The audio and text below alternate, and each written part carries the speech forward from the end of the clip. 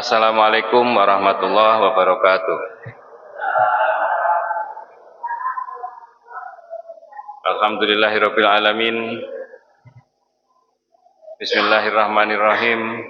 Nawaina ta'alluma wa ta'lim wa tadhkura wa tadhkir wa nahwa wal intifa' wal ifadah wal istifadah wal hasa ala tamassuki bi kitabillah wa sunnati rasulih wa du'a ilal huda wa dalata khair daga wajhillahi wa mardatihi wa qurbihi wa sawabihi subhanahu wa ta'ala.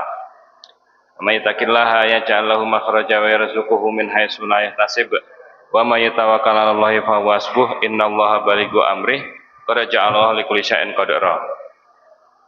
Rabbi shrah li sadri wa yassir li amri wa hlul 'uqdatam min lisani yafqahu qawli wa zaddid lisani wahdi qalbi bihaqqi sayyidina Muhammadin sallallahu alaihi wa ala alihi wa sahbihi wa sallama amma ba'du. Alhamdulillah, pada kesempatan kali ini kita dapat berkumpul kembali, kita dapat hadir bersama-sama menunaikan sholat maghrib berjamaah, sehingga kita akan melanjutkan belajar kita tentang hadis di kitab Lubabul Hadis ya. Dan kita akan membahas tentang wudu, tentang keutamaan wudu. Nah, Bapak Ibu jamaah sekalian yang dirahmati Allah Subhanahu wa taala, kita mulai kajian kita. Qala musannif rahimahullahu taala wa nafa'ana bi ulumihi bidaraini amin. Bab al-bab as-sadis fi fadilatil wudu. Bab ke-6 tentang keutamaan wudu. Nah, di sini sedikit saya singgung ya, wudu. Wudu itu hanya ada di umat Islam. Ya, yang lain tidak ada. Di umat lain tidak ada. Yang ada itu hanya di umat Islam. Dan wudu ini memang dari sebelum Nabi Muhammad itu sudah ada. Jadi nabi-nabi sebelum Nabi Muhammad ketika ingin sholat itu berwudu juga. Nah, tapi ketika di Nabi Muhammad itu wudunya disempurnakan, gitu ya. Nah, wudu itu kan apa nggih nek ngarani itu kegiatan atau perbuatan khusus dengan cara yang khusus, ngoten nggih. Itu wudu. Nah, khusus itu napa? Nggih, khusus itu karena wudu itu yang dibasuh tidak semua badan, kemudian dengan urutan yang khusus, tidak urut, kecuali mazhab lain itu boleh urut. Nah, maka Bapak Ibu sekalian, kita baca dulu hadis yang pertama, nggih. Qala Nabi sallallahu alaihi wasallam, man tawaddoa li sholati fa ahsanal wudu'a summa qoma ila sholati fa innahu yakhruju min khati'atihi kayaumin waladathu ummuhu. Nah, dalam hadis ini Nabi bersabda, barang siapa berwudu untuk sholat kemudian dia baguskan wudunya, kemudian dia sholat, maka dia akan dihapus dosa-dosanya sebagaimana dia telah dilahirkan oleh ibunya. Nah, Bapak Ibu sekalian, di sini sedikit saya singgung ya tentang fikih wudu. Karena mau nggak mau kalau wudu itu pasti ada ada bab-bab fikihnya, tata caranya. Nah, cuman teng mriki panjenengan sedanten mboten usah bingung, karena kewajiban wudu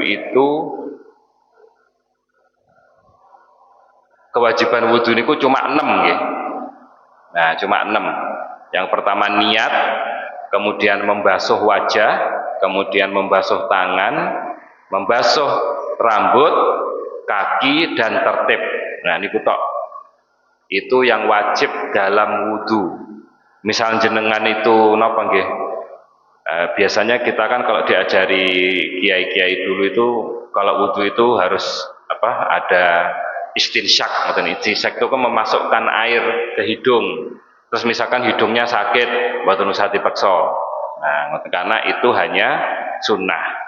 Yang wajib itu niat, terus membasuh muka, terus membasuh tangan, mengusap rambut, kemudian membasuh kaki dan tertib. Jadi mboten angsal jenengan wudu niku kok kaki dulu, terus habis itu tangan, mboten angsal ngoten nggih. Jadi harus urut. Mila para ulama ini kalau menjelaskan ngajarkan di TPA waktu kecil niku pasti namanya wudhu itu dibuat lengkap. Ya, terus ini kan yang versi minimalis, ngoten nggih. Sing kula sebutaken wau versi napa? Minimalis. Paling tidak ini harus kebasuh. Nah, ngoten. Maka biasanya ulama zaman dulu itu kalau guru-guru TPA nggih, panjenenganipun sing guru-guru TPA itu kalau ngajarkan pasti lengkap. Yang pertama baca bismillah, ngoten nggih. Kemudian wudu napa niku?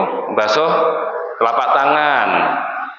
Habis basuh telapak tangan napa? Kumur-kumur misalkan. Habis kumur-kumur basuh hidung, habis basuh hidung kemudian apa basuh muka dan seterusnya. Nah, itu versi lengkap. Nah, kok teng mriki mboten wonten basuh telinga, padahal kita biasanya basuh telinga, karena basuh telinga itu dalam madzhab Syafi'i mboten wajib. Mboten nggih, mboten wajib. Yang wajib niki wau niat, wajah, terus napa niku tangan, kemudian rambut, kaki, terus tertib. Mboten angsal jenengan itu niku basuh tangan dulu baru raup niku mboten angsal. Nggih. Raup kumiyin baru tangan. Nah, mengko diprotes kan ningali lewat sing protes. Lha kok jenengan mboten kumur-kumur nggih, pas mboten kumur-kumur mawon, jawabe ngoten mawon. Nggih, karena istilahnya boleh kumur-kumur lebih baik. Nah, ini tentang wudu. Kemudian syarat-syaratnya kathah sangat. Jadi syarat-syaratnya wudu itu kathah sangat. Nah, mila panjenenganipun kalau wudu nggih misalkan apa? Nyun sewu nggih Bapak Ibu sekalian. Nyun sewu misalkan panjenengan junub. Yang ibu-ibu misalkan pas datang bulan terus wudu, angsal mboten? Angsal, nggih. Wudunipun angsal. Tapi mboten wudu menghilangkan hadas kecil mboten. Nggih, tapi cuma wudu untuk napa nggih? Adem-ademan. Lek bahasa Arabipun niku litabarrud, damel adem-ademan mawon. Nah, niku angsal. Mila Bapak Ibu semua kalau misalkan pas panjenengan niku hadas besar niku junub, ngoten nggih, keluar air mani. Nah, kalau perempuan niku napa? Haid kalih nifas niku ndak bisa wudu nggak bisa menghilangkan hadas besar tersebut. Nah, ngoten nggih, ndak bisa. Tapi kalau mau wudu boleh saja. Nah, Bapak Ibu sekalian, terus sak menika ngeten. Misalkan kula niki mantun nggih, mantun salat maghrib nggih. Terus kemudian misalkan kula nggih lenggah-lenggah teng mriku, napa kula jagong kalih bapak mriki.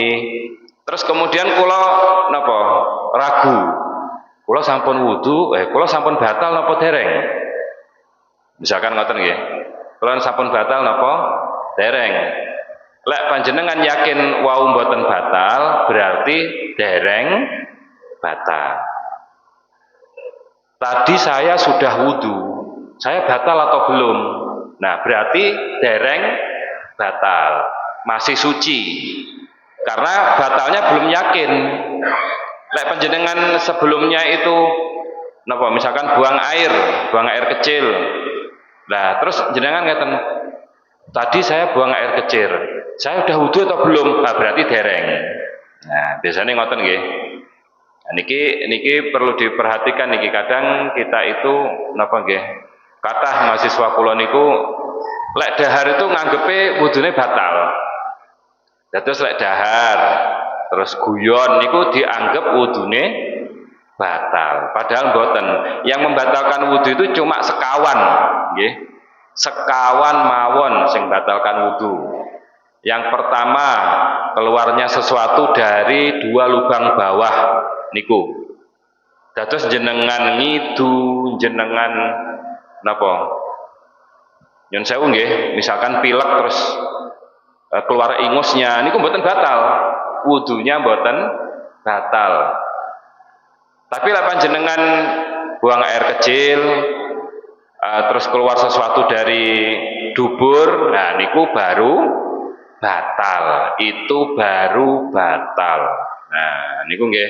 Yang pertama napa wau? Keluar sesuatu dari dua lubang bawah. Kemudian yang kedua hilang akal. Hilang akal niku sare, pingsan, terus napa malih nggih?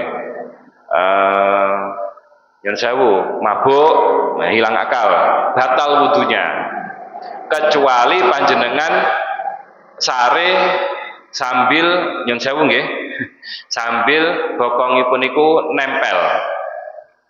Nah, kados kula ngeten iki, lek kula ngeten, tekluk-tekluk ngeten. Nah, niku mboten batal wudu kula. Nah, kula ngeten. Makanya niki makanya pas Jumatan mboten sari sedanten nggih, mboten angsal nggih.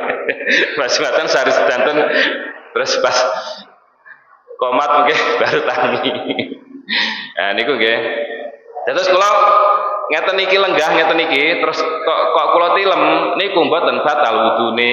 Sing batal wudune jenengan lek bokongipun geser. Nah, lek kula ngeten terus bokong kula ngeten, nah baru batal. Ngoten nggih. Sami panjenengan walaupun sare teng mobil, sare teng pundi? Lek teng mobil pokoke lenggah lho nggih. Bokonge lenggah pokoke. Bokonge mepet. Nah, niku mboten batal. Wudunipun mboten batal. Lek ngiler batal mboten? Mboten batal. Arep ngiler, arep ngorok, napa malih? Sedanten. Pokoke bokonge mboten geser mboten batal. Nah, niku. Itu yang kedua nggih, yang kedua yang batalkan wudu niku. Nah, terus kemudian napa? Memegang kemaluan. Nah, niku. Memegang kemaluan, megang niku damel niki nggih. Damel niki. Nah, lek sing ngeten niki namanya megang. Nah, sini ini yang megang. Nah, megang kemaluan. Nggih. Misalkan nyon sewu nggih, pas panjenengan niku napa? Bersih-bersih habis buang air, nah niku namanya megang. Karena niki yang putih kita ini itu menyentuh kemaluan. Itu membatalkan wudu. Lek misalkan kula ndemek bokong mok ngeten, batal mboten? Mboten. Terus yang yang sewu nggih, niki kula terangaken maksudnya yang sewu mawon. Mboten jorok, mboten apa tapi nggih kedah kula terangaken. Nah, nyon sewu, misalkan lah bagi laki-laki, batalnya megang apa? Megang batangnya, niku yang batal. Lek sing lato-lato niku mboten batal, nggih. Ngoten nggih, jelas nggih. Pun mboten kula ulangi malih.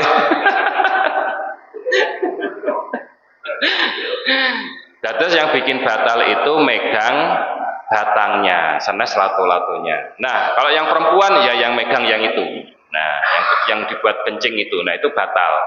Terus kalau yang belakang megang pundi, yang mana? Pegang yang mana? Nyon sewu nggih. Yang buat keluar kotoran, nah itu batal. Nah, terus jenengan lek ndumuk bokong ngeten mawon mboten batal. Kecuali jenengan nyon sewu megang atau ndumuk untuk keluar kotoran. Ketika misalkan pas bersih-bersih setelah buang air besar, niku batal. Nah, akhirnya kalau menten pondok niku ngeten. Lek misalkan Napa kula megangi ngeten, batal mboten? Batal mboten? Mboten, karena yang kalau megangi ngeten batal. Lek megangi ngeten batal. Berarti menjenengan mungkin lek pipis ngeten nggih. Mangga batal mungkin sami mawon karena pipis nggih. Nah, ngoten nggih. Yang sewu kula mboten marahi mboten. Tapi nggih kedah diterangaken nggih. Terus napa malih? Itu untuk yang kedua tadi, yang ketiga nggih. Yang pertama tadi napa? Keluar sesuatu dari lubang bawah, kemudian dua lubang bawah, kemudian hilang akal, kemudian kalau kita megang. Terus ngeten, lek demok gadane putranipun sing alit, batal mboten?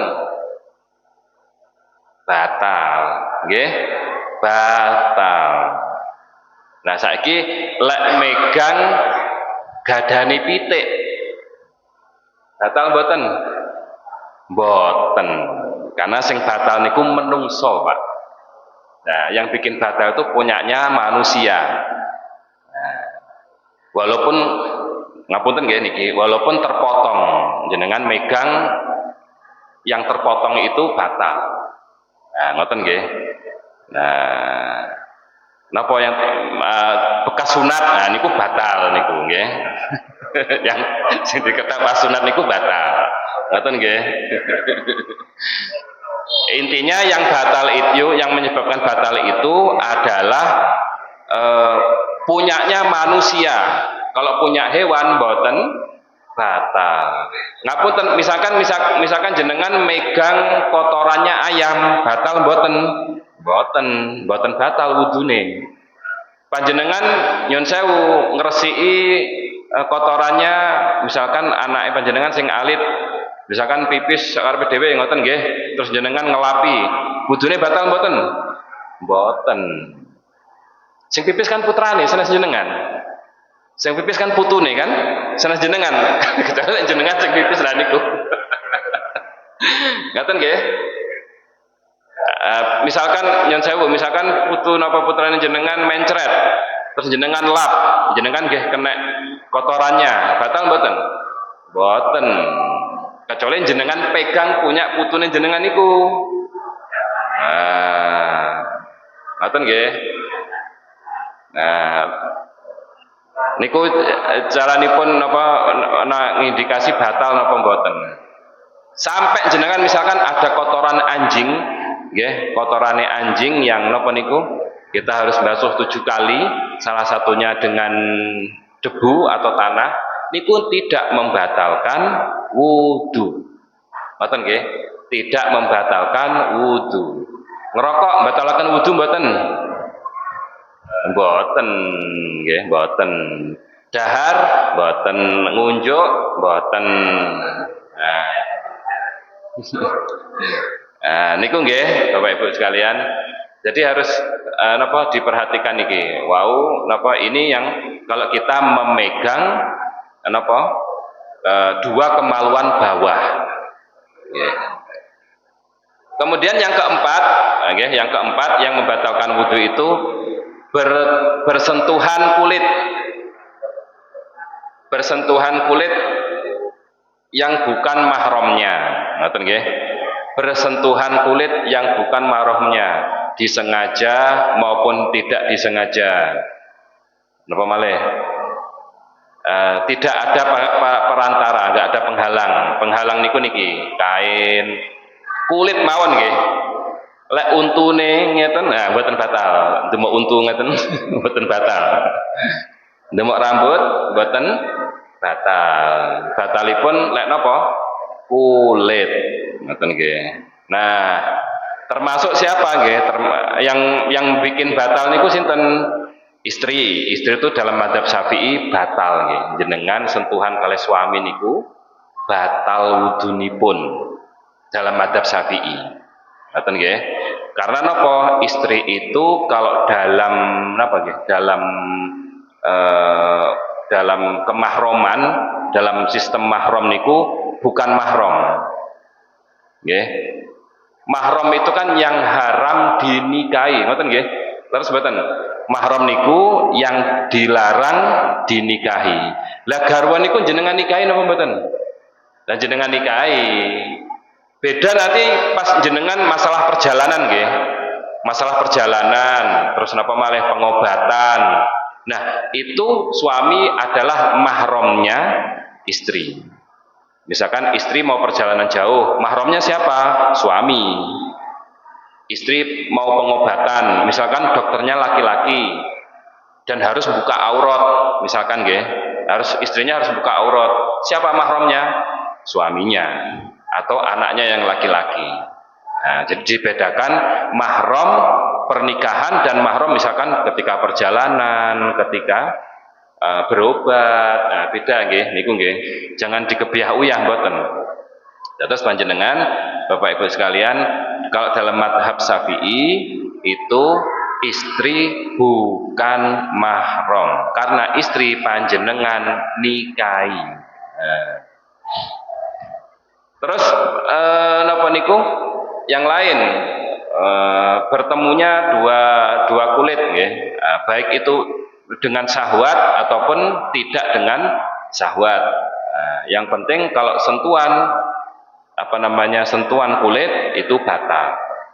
Biasanya ngeten iki kula dibantah. Lu katanya Rasulullah pernah mencium Siti Aisyah sebelum sholat terus enggak wudu lagi. Ngoten nggih. Kata sing ngoten biasanya. Nah, niku kalau dalam mazhab Syafi'i itu diartikan Nabi menciumnya dan napa Siti Aisyah niku ndamel cadar.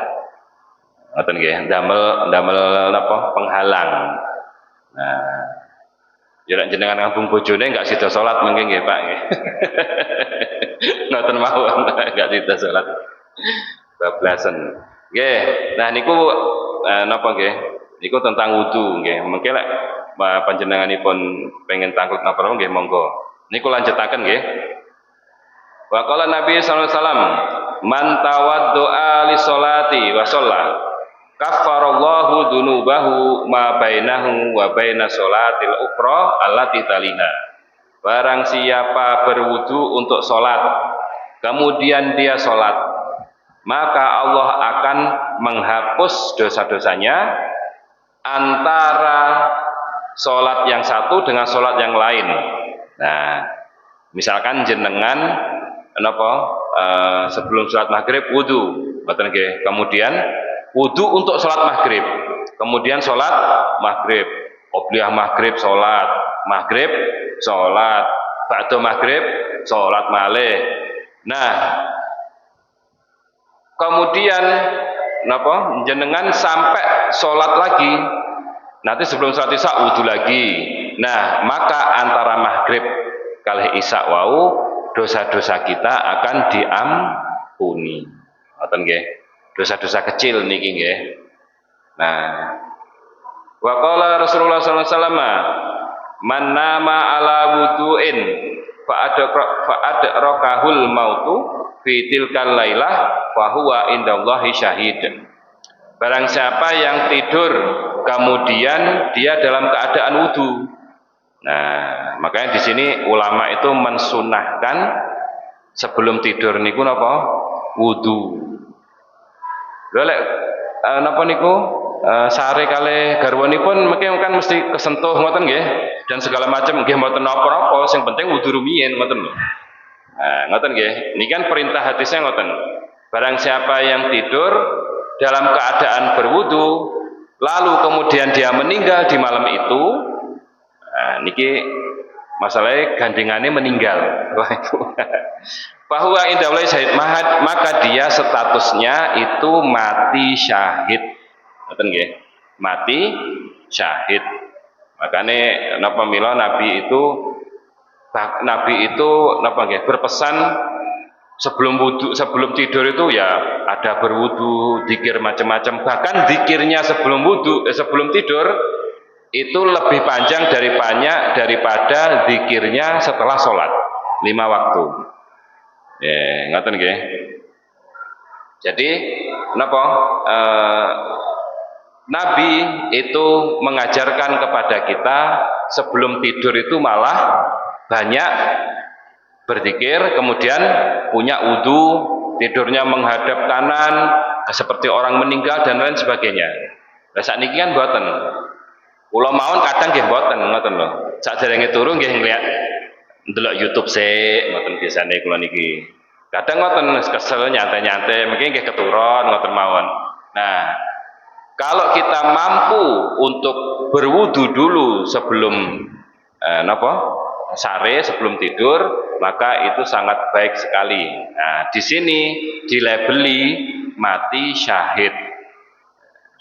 Walaupun nanti sebelum tidur sentuhan dengan istri mboten napa-napa.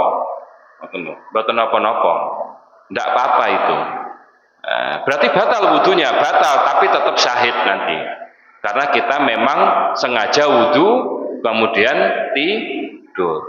Nah, ojo mentang-mentang mungkin ngeten. Lo katanya istri sama suami kalau sentuhan batal. Terus kita disunahkan wudu sebelum tidur. Berarti sakderenge sebelum tidur jangan sentuhan. Nanti mungkin napa nggih? Malah berjauhan ngaduh-ngaduh ngoten kan mboten sae. Nah, tetep mboten napa-napa walaupun batal statusnya, tapi kalau misalkan dicabut nyawanya oleh Allah itu tetap statusnya dia syahid. Nah, wa qala Nabi sallallahu alaihi wasallam, "An-naimu at-tahiru kas-shaimi al-qaim." Nah, orang yang tidur dalam keadaan berwudu maka dia seperti orang yang berpuasa, orang yang ketika siang dia berpuasa. Nah, terus panjenengan misalkan Ramadan, misalkan mungkin nggih Ramadan ini kita latihannya napa? Lek dalu niku sebelum tidur wudu. Nah, mila kula misalkan diberi kesempatan napa nggih ngisi ngeten iki mesti kula emutaken nggih. Ketika Ramadan datang, sebelum Ramadan ngeten iki jenengan niku saya mau melakukan kebaikan apa yang belum saya lakukan dulu, ngoten. Napa? Misalkan setiap hari sedekah 1000, misal. Mboten napa-napa. Misalkan niki, jenengan mireng hadis niki, barang siapa yang sebelum tidur dia wudu, maka kalau dia meninggal dalam mati syahid. Nah, dengan latihan sebelum tidur malam panjenengan wudu selama bulan Ramadan. Ngoten. Terus jenengan ada napa nggih? Ada kebaikan lain yang dikerjakan. Nah, nanti kalau masalah istiqomah napa mboten niku urusan nanti, yang penting dikerjakan dulu. Nah, niku lho. Misalkan Ramadan yang dulu khataman sampun, napa malih? Tarawih setiap malam sampun, napa malih? Ngaos teng masjid teng mik ngaten sampun. Kan kathah nggih. Misalkan napa menyantuni anak yatim setiap hari sampun, misalkan napa malih. Nah niku sampun sedaten, yang dereng napa? Yang belum apa? Nah, agar nanti amal-amal ini menjadi saksi kita di akhirat. Oh, dia sudah mengerjakan hadis Nabi yang ini. Ngoten nggih. Dia sudah mengerjakan hadis Nabi yang ini. Sedekah sampun, napa sampun. Nah, macam-macam itu bisa menjadi saksi. Amal itu yang bermacam-macam itu bisa menjadi saksi kita di akhirat. Kula nggih ngoten. Misalkan kula kalih garwa janji. Nah, garwa kula napa, terus mengke anak-anak itu dipeseni apa, diajari apa. Nah, jadi setiap hari di bulan Ramadan itu ngerjakan satu amal kebaikan, ya itu aja. Nah, ngoten. Misalkan kalau yang alit-alit nggih, maos Iqra 1 halaman 1 hari. Misalkan ngoten. Saya napa mboten niku? Saya, tapi kan ngelatih ngoten. Walaupun sebenarnya nggih maos Iqra nggih lepas ngaji mesti maos Iqra kan. Ngoten. Lare alit-alit niku. Atau misalkan diajari apa nggih, bersedekah 1000 di masjid misalkan ngoten. Terserah nggih, amal baik itu banyak sekali panjenengan, itu banyak sekali. Nah, apa yang mau dikerjakan monggo silahkan. Dibiasakan dimulai niku pas Ramadan. Karena apa nggih? Sekarang itu kan tidak seperti dulu nggih. Misalkan kula seiling niku zamane Pak Harto niku kan Ramadan napa mboten Ramadan kan nggih nyambut damel tetep ngoten lho. Maksudnya itu masuk iya gini. Nah, sejak zaman Gus Dur niku kan Ramadan pernah libur total kan nggih.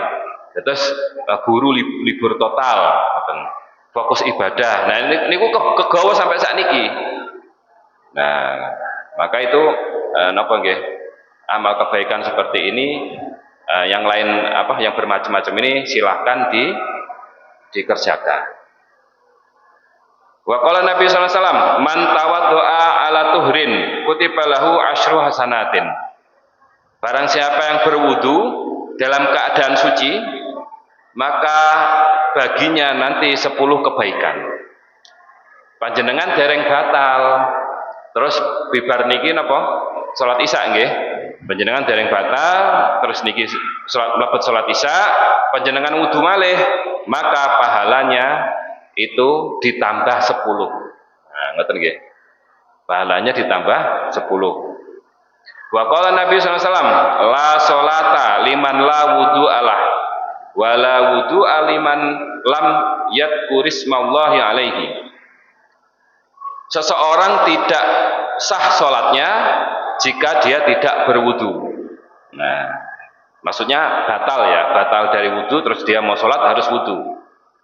Dan seseorang tidak akan disebut wudu atau tidak sempurna wudunya nggih, kalau dia tidak menyebut nama Allah. Nah, maksudnya begini, dalam hadis ini itu ada hukum bahwasanya sebelum berwudu disunahkan membaca bismillah. Jadi sebelum berwudu disunahkan membaca bismillah. Lek panjenengan wudune teng tempat wudu, lek misalkan panjenengan wudunipun teng kamar mandi, maca bismillahnya di dalam hati. Ngoten nggih. Nah, sebenarnya hadis ini itu termasuk dalam adab-adab berwudu. Nah, adab-adab berwudu niku kula sebut beberapa mawon nggih. Yang pertama menghadap kiblat. Terus panjenengan lek pengen wudu diusahakan menghadap kiblat. Mboten usah pas wudu mawon, pas mandi, pas siram nggih, baik mandi sunnah maupun mandi wajib niku disunahkan menghadap kiblat. Lho, Pak, napa? Keranipun ndak ngadep kiblat. Misalkan kerannya itu mboten posisi ngadep kiblat, ya tetap ngadep kiblat. Caranya gimana? Ngoten mawon. Nggih. Misalkan bak mandinya itu kados kula ngeten iki nggih. Bak mandinya di sini. Nah, kula kan nek siram kan mesti ngeten. Terus mesti ngadep kiblat kan? Kiblatnya mriko. Nah, ya mendhet toya terus ngadep kiblat siram ngoten mawon. Mendhet toya ngadep kiblat siram ngoten mawon. Ya. Yang penting kan ngadep kiblat. Pas dahar ngeten iki. Nah, pas dahar ngadep kiblat. Pas belajar ngadep kiblat. Sampai kula pas HP-nan nggih berusaha ngadep kiblat kula. Pas HP-nan ngeten lho ngadep kiblat. Nah, itu napa lek ngarani nggih? Agar kita melatih agar kita enggak gampang berpaling dari iman. Kita enggak berpaling dari iman. Yang pertama niku menghadap kiblat. Yang kedua, ketika berwudu jangan napa nggih? Jangan hendak berpakaian sama sekali. Kadang kita kan wudu, kemudian kita dalam posisi setelah mandi wudu. Nah, kadang kita napa nggih? Belum pakai apa-apa sudah wudu dulu. Soalnya mereka kan sekalian damel anduk, sekalian mengeringkan badan, ya kan ngoten kan? Nah, niku jangan, tidak boleh ngoten. Terus misalkan minimal pakai handuk dulu, kemudian berwudu. Nah, niku yang kedua. Kemudian yang ketiga, disunahkan ketika wudu niku lenggah. Ngoten nggih. Lenggah jenengan nek teng masjid teng Arab, Masjidil Haram, Masjid Nabawi niku mesti wonten napa lenggahan untuk berwudu. Karena memang disunahkan apa? Lenggah. Ketika berwudu disunahkan untuk duduk. Nah, terus kemudian berwudu seperti biasa dan terakhir nanti berdoa. Ngoten nggih. Wa qala Nabi sallallahu alaihi wasallam, al wudu'u syatrul iman, bahwasanya wudu itu sebagian dari iman. Loh, napa kok wudu sebagian dari iman? Wudu itu mensucikan napa? Anggota tubuh dari najis. Ngoten nggih. Kalau iman itu mensucikan jiwa kita dari kekafiran, kemusyrikan. Iman itu kan mensucikan jiwa kita dari kemusyrikan. Kalau wudu mensucikan anggota badan kita dari hadas, maaf kok najis, hadas. Hadas itu yang membatalkan sholat, yang nggak bisa untuk sholat. Wa qala Nabi sallallahu alaihi wasallam, sibghatul wudu'i marratan. Sibghatul wudu'i marratan. Faman tawaddu'a marrataini kana lahu kiflani minal ajr. Wa man tawaddu'a salasan fahuwa wudu'ul anbiya'i min qabli. Wudu itu satu kali basuhan. Jadi panjenengan asline wudu niku napa? Satu kali basuhan. Terus kalau wudu niku setengah niki saged sah punan nggih. Wudu ndamel setengah napa niki? Botol niki nggih, niki berapa mili niki? 330 mili. Berarti setengahipun pinten? 115 nggih. Nggih, 115 mili. Misalkan, nah, bisa untuk wudu, bisa. Tapi napa? Basuhnya cuma satu kali. Lek tiyang Jawi kan lek mboten grojok kan mboten marem, nah niku. Nggih mboten napa-napa wonten mriki toyone kathah kan ngoten kan. Teng ngarepan mboten saged. Mboten mawon. Kula nggih ngoten nek mboten grojok nggih mboten marem.